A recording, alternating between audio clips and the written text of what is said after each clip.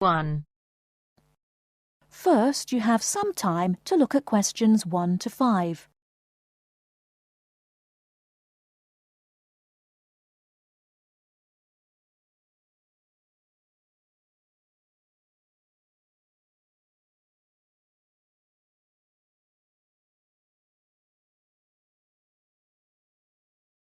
Now we shall begin. You should answer the questions as you listen, because you will not hear the recording a second time. Listen carefully and answer questions 1 to 5. Kingsbury College, can I help you? Oh, hello. I'm ringing to find out about one of your courses. Yes. Is that a daytime or an evening course? Evening. Right. I'll just get a few details from you, if I may. Fine. Could I have your full name, first of all? It's Peter Wright. That's W-R-I-G-H-T. OK. And I don't need to know your exact age, but can you tell me which of these age groups you belong to? 18 to 25, 26 to 35, 36 to 45, or over 45? 18 to 25. Fine. And do you have a job, or are you a full-time student? I'm an accountant. I just do courses in my spare time for interest. OK. Right. And your address, Mr. Wright? It's 11 Forest Road. Forest? Yes. Is that in Kingsbury?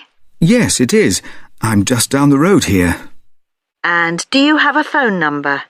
It's 992471. That's my home number. I haven't got a work number. That's fine. We probably won't need it. Before you hear the rest of the conversation, you have some time to look at questions 6 to 10.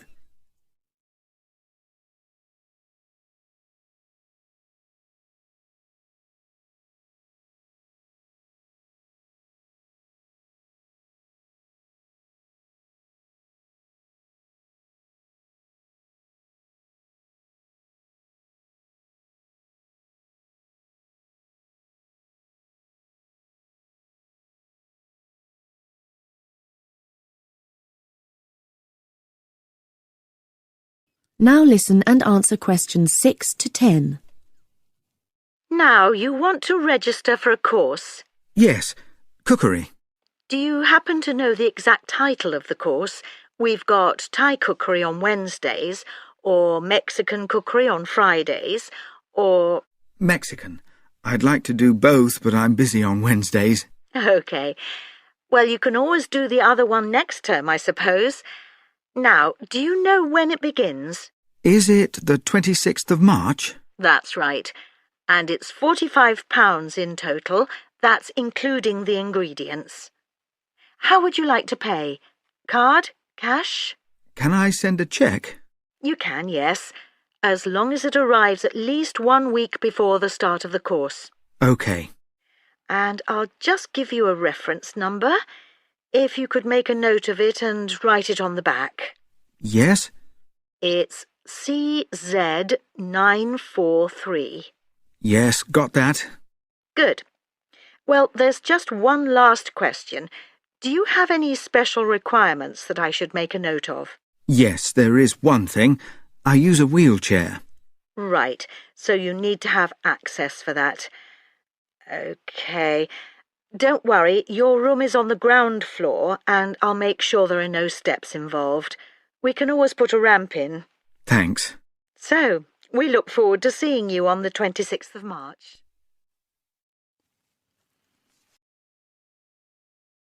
That is the end of part 1.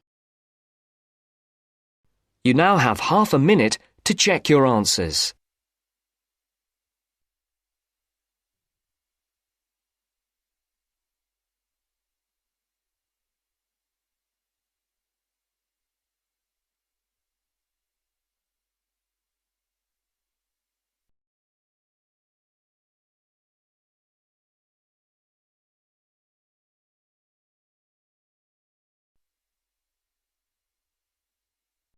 Now turns to part 2.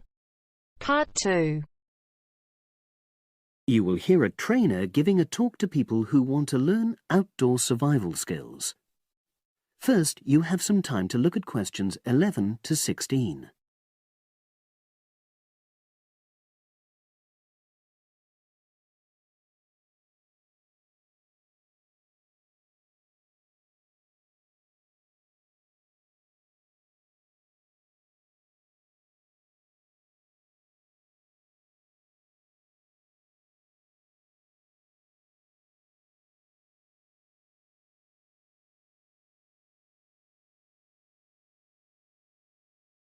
Now listen and answer questions 11 to 16.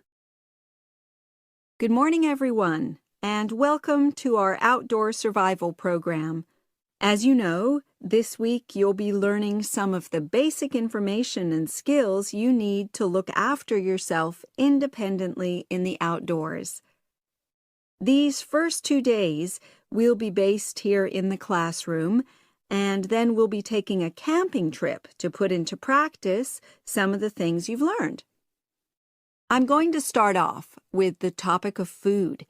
And to start with, I'll describe just 2 methods which we'll be putting into practice at our camp, and which make use of natural resources, the steam pit and the bamboo pot. I've got 2 posters here to make things clearer, and I'll start with the steam pit here. To make this, you'll need some dry sticks, some grass, some loose earth, and some stones. And for this week only, some matches. The first thing you do is to dig a shallow pit in the place you've chosen to do your cooking. Let's say about 25 centimeters deep and 30 centimeters wide.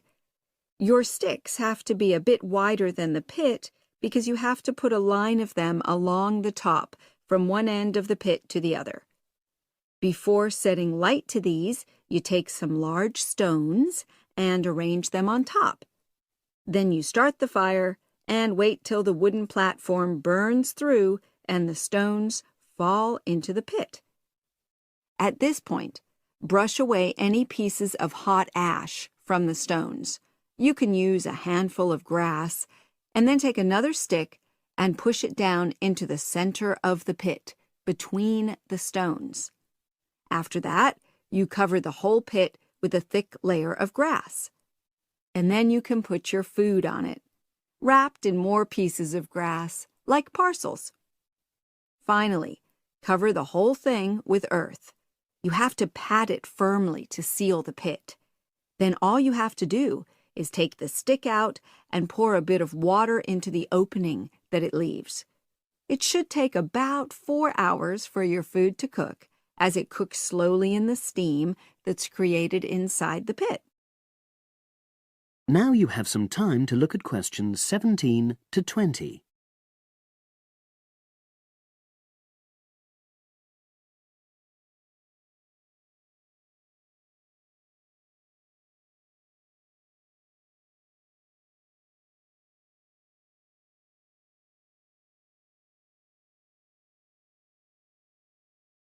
Now listen and answer questions 17 to 20.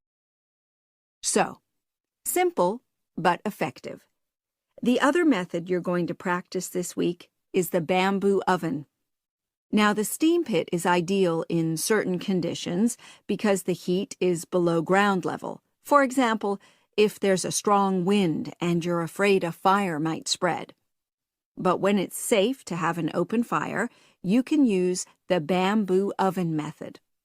You get a length of bamboo, which, as you probably know, is hollow and consists of a number of individual sections with a wall in between.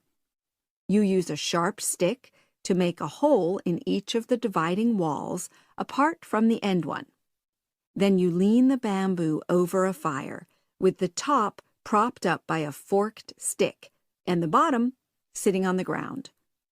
You pour enough water in the top to fill the bottom section, and then light a fire underneath that section to heat the water. Then you put your food inside the top section, and the steam coming up the bamboo through the holes you made cooks it. I'm going to move on now to food itself and talk about some of the wild plants you might cook. I'm going to begin with fungi. That's mushrooms and toadstools. I'm sure you'll be aware that some of these are edible and they're delicious, but some of them are highly poisonous. Now, whether they're poisonous or not, all fungi that you find in the wild should be cooked before eating, because that helps to destroy any compounds in them that might be mildly toxic. But be aware that any amount of cooking won't make poisonous varieties any safer to eat. Unless you can definitely identify a fungus, you should never eat it. It's not worth the risk. And you need to be really sure, because some fungi that are poisonous are very similar in appearance to certain edible varieties. They can easily be mistaken for each other. So, having said all that, fungi are delicious when they're freshly picked, and although they are only moderately nutritious, they do contain minerals which the body needs. I'll move on now to leafy plants, which are generally... That is the end of part 2. You now have half a minute to check your answers.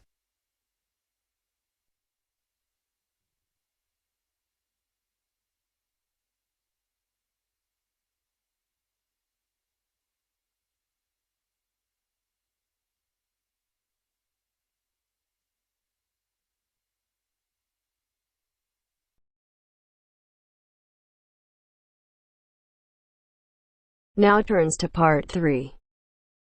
Part 3. You'll hear 2 university students discussing a social science lecture they attended. First, you have some time to look at questions 21 to 24.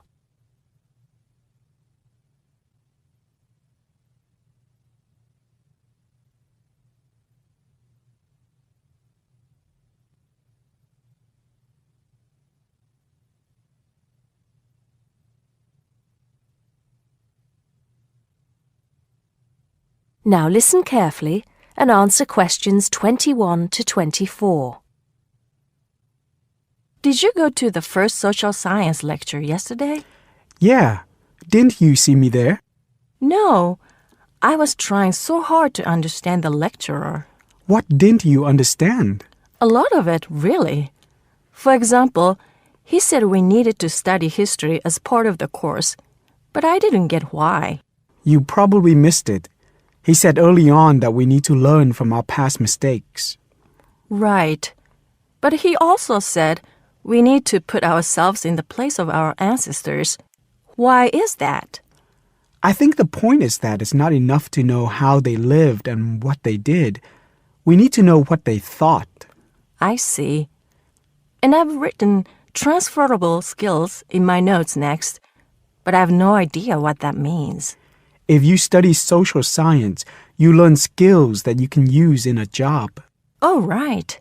Is that all? Okay, but why is that? The point he made was that in studying social science, you use a flexible and adaptable approach to learning. Before you hear the rest of the conversation, you have some time to look at questions 25 to 30.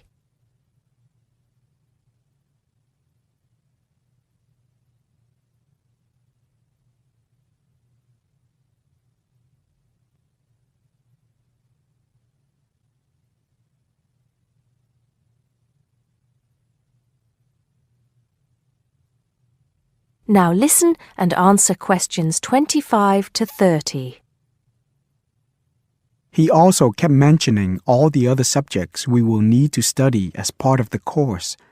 I didn't write them all down, did you? Some of them. I think I can make sense of my notes. The first one was anthropology, which he said would cover prehistory and archaeology as well. Okay. Then there's economics.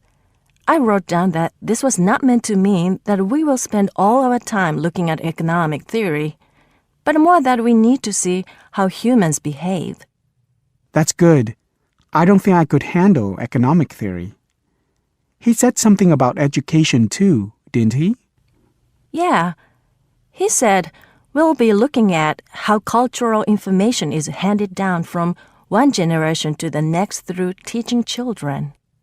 He said we'd be focusing on geography too, but I can't really remember which aspects. Can you? I noted it down, I think. Here we are, yes, particularly in relation to urban planning. It's law that I got confused about.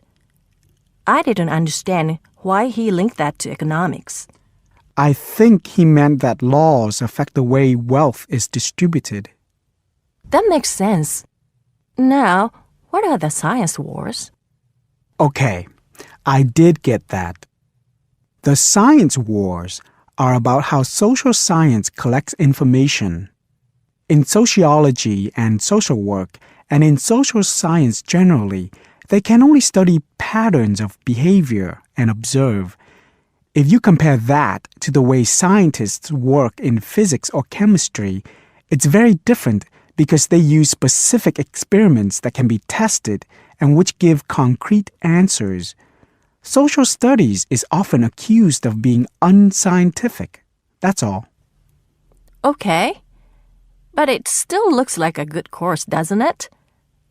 You don't have any regrets, do you? None at all. I'm looking forward to it.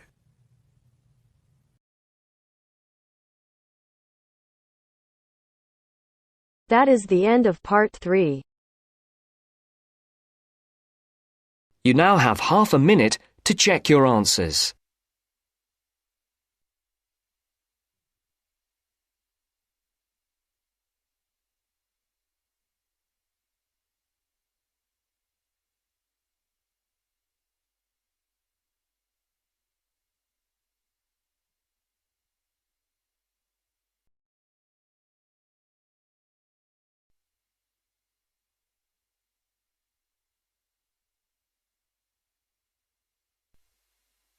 Now turns to part 4. Part 4. This is Jane Frost with this morning's edition of Wake Up with Frost. First, you have some time to look at questions 31 to 40.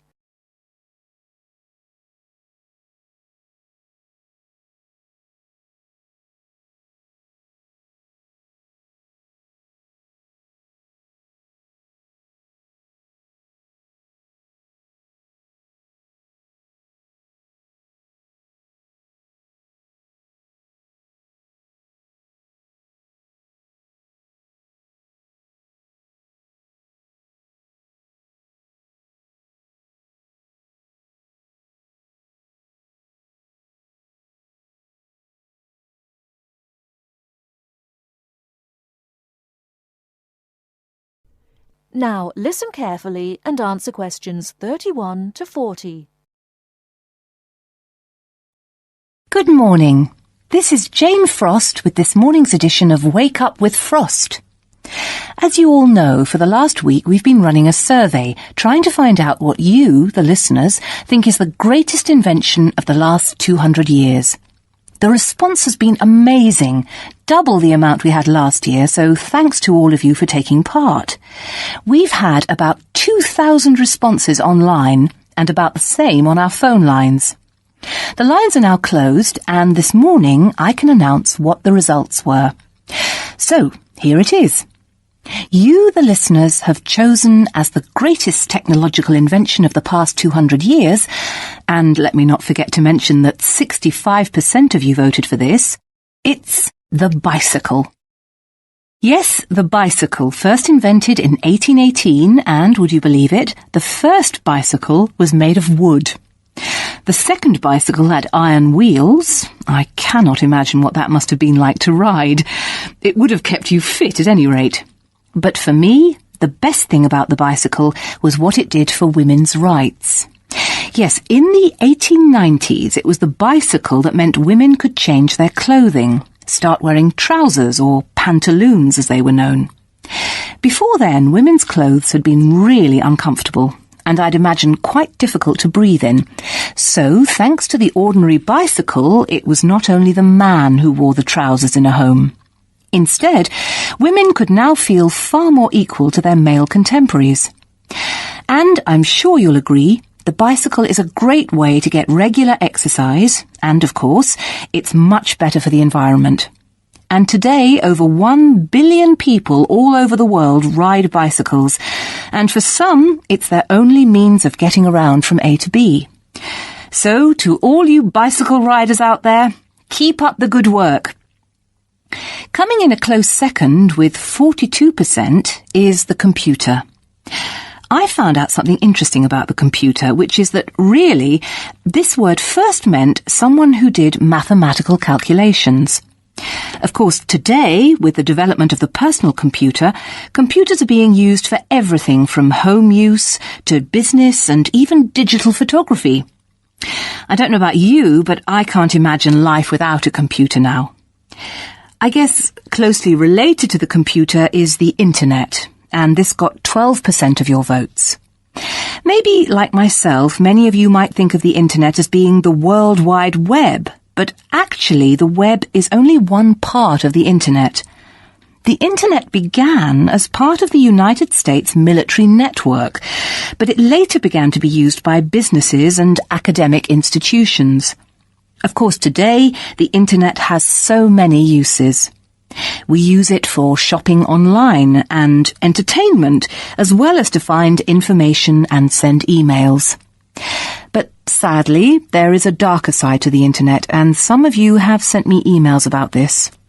Finally, with 5% of your votes, is the radio. We think the radio was invented by Marconi in 1896, and he opened his first radio or wireless factory in the United Kingdom in 1898. In 1906, a man called Reginald Fessenden gave the first radio broadcast from Massachusetts. Ships could hear him at sea, and apparently he played the violin. As yet, listeners, I've spared you from having to listen to my guitar playing. But certainly radio is still important. Let's not forget that it was by radio that the Titanic sent signals to other ships. And with the popularity of TV today, I was secretly pleased so many of you had still placed importance on the radio. So, there you have it, the results of our survey. I think there are still important inventions that were not chosen but deserve a mention. Nuclear power and, of course, communications satellite, something which I am certain will continue to change the face of how we communicate with each other over both long and short distances. In fact, for me, the mobile phone is one of the greatest inventions of the last 200 years, if I think back to my first phone and then I look at what is happening now. Children born today will probably be more likely to have their first experience of the internet on a mobile phone screen rather than a computer monitor. Some of the new mobiles that are now being sold make it just as easy and as quick to find information on the web as on a computer. And let's not forget that mobiles now have digital cameras, word processing facilities, so you can type all your documents, and even personal organisers. I think it's quite possible that the mobile may even replace computers one day. That is the end of part 4. You now have half a minute to check your answers.